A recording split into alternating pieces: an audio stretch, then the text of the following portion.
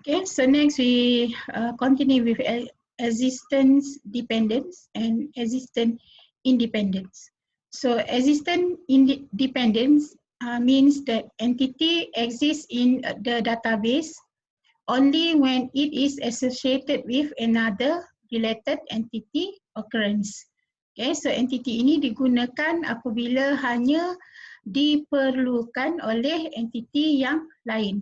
Okay, so contohnya katalah kita nak bayar income tax, jadi kita memerlukan data employee dan juga data berkenaan dengan income tax. Selalunya kita akan bayar once a year sahaja. Jadi data tu adalah bergantung kepada pekerja-pekerja yang layak untuk membayar cukai. Jadi kita kata itu adalah entity dependence. Jadi kita bayar income tax apabila pekerja layak untuk membayar tax. Contohlah ya untuk existent dependence. So bagi existent independence, so entity exists apart from all of its related entities. So referred to as a strong entity or regular entity. So regular entity. Kalau entiti itu ada dan entiti yang lagi satu tu tak ada, dia boleh berdiri dengan sendiri. Maknanya dia tak bergantung kepada entiti yang lagi satu. So itu kita panggil sebagai strong entity. Okay, so untuk examples kita akan tengok di next slide. So next we have another terms sama ada relationship itu kita kata sebagai weak relationship ataupun strong relationship. So untuk weak relationship, definisinya primary key of the related entity does not contain a primary key component of the parent entity. Okay, so manakala strong entity, primary key of the related entity contains a primary key component of the parent entity. So kita akan tengok contoh dari the next slide. Okay, so ini adalah contoh bagi weak entity, weak relationship. So kita ada cost dan kita ada class. So di bawah cost kita ada primary key kita cost code. Okay, and then dia punya attribute department code, cost description dan juga cost credit. Manakala di bawah entity class, table class kita ada class code, primary key-nya dan foreign key-nya adalah cost code, class section, class time, room code dan juga professor number. Okay, so bagi weak entity, biasanya dalam Crawford model kita akan represent as a dash line ni. Okay, garisan yang putus-putus ni kalau dalam diagram kita akan illustrate bagi ERD kita. Okay, jadi katakanlah kita ada data berkenaan cost code, okay, dan kita ada class code. Jadi kalau kita tidak ada, kita hanya ada class saja dan kita tidak ada cost yang menggunakan class tersebut. Jadi ini kita panggil sebagai weak relationship. Okay, so manakala bagi strong entity, okay, so kita ada data yang sama dan ini adalah wajib ada. Maksudnya bila kita offer cost ni dan dia perlu ada kelas dia. Ada perlu kelas yang perlu kita gunakan untuk jalankan kos yang kita tawarkan. Jadi kita akan represent as a solid line yang ni. Okay, jadi kita akan buat relationship dia one ataupun zero ataupun many. Okay, so ini bagi strong relationship. Okay, so bagi cost bagi relationship biasanya kita akan buat one to many untuk relationship ni. So ini simbol ni kita akan gunakan yang ini adalah wajib satu dan ini adalah boleh ada boleh tiada untuk data yang kita masukkan nanti. Okay, so maksudnya dekat sini nanti dekat kelas ni kita tak akan wujudkan dia punya kod dia sendiri kelas kod ni. So kita akan gunakan parent punya primary key ni as a primary key dalam kita punya entity class ni. Okay. So ini definition bagi weak entity. Existent dependence has a primary key that is partially or totally derived from parent entity in the relationship. Okay, so database designer determines whether S entity is weak based on business rules.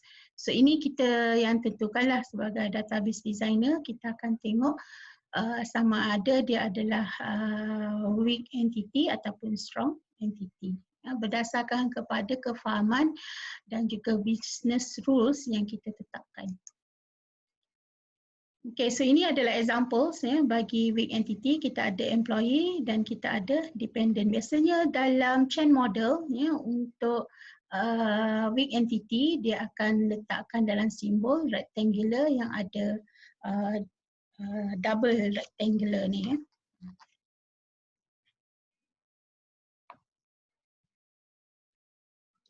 Okay, so manakala bagi Crawford model, okay, so dia akan letakkan dia punya relationship dia dekat bahagian yang dua ni ya, dekat sini. Okay, so next ini adalah examples of weak entity. So kita ada employee dengan dependent. Okay, so kalau sini kita akan tengok employee number 101. So sini 101. So kita ada department number, department name and department date of birth. Okay, okay dekat sini kita ada maklumat berkenaan dengan employee. Okay, jadi relationshipnya adalah dengan employee yang ni lah. Okay, jadi kalau kita baca dekat sini, Department 1, analyst 5th December 97. So this data belongs to this employee, Jenny. Okay. So next we look at the relationship participation.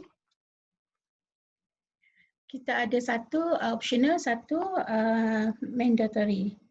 Okay.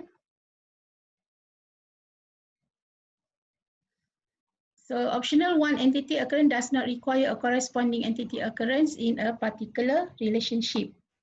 Okay, for example, in the course generate class relationship, so at least some courses do not generate a class. Kita ada courses saja, ya, tapi mungkin kita tak ada kelas ya, yang kita letakkan courses tersebut. Okay, so class entity is considered to be optional of the course entity. Yeah, class entity is considered optional to the course entity. Okay.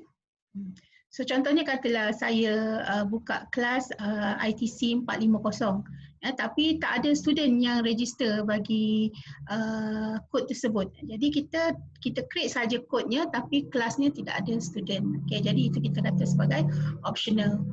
Okay. Kemudian kita ada mandatory participation. So one entity occurrence requires a corresponding entity occurrence in a particular relationship. Okay, so means that one entity occurrence requires corresponding entity occurrence in a particular relationship.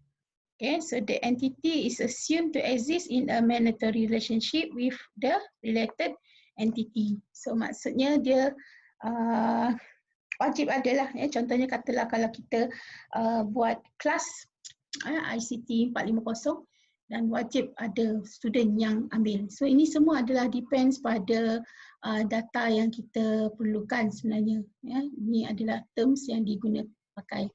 Okay. Dia tidak ada satu keadaan yang kita boleh nyatakan.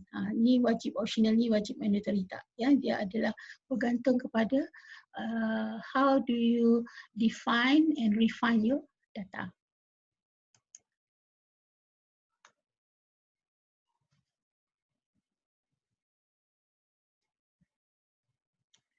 Okay, next we look at the Crawford symbols. Ya, symbols. So yang ini untuk zero or many. Okay, yang ini zero or many. Okay, so yang ini one to many. Okay, tengok dia punya simbol yang ini one to many. One and only one. Okay, so one side is mandatory. Okay, so yang ni ya, dia kata zero or many ni, yang ni mandatory lah, yang ni pilihan sama ada zero, one and only one, zero or one. One side is optional. Class is optional to course.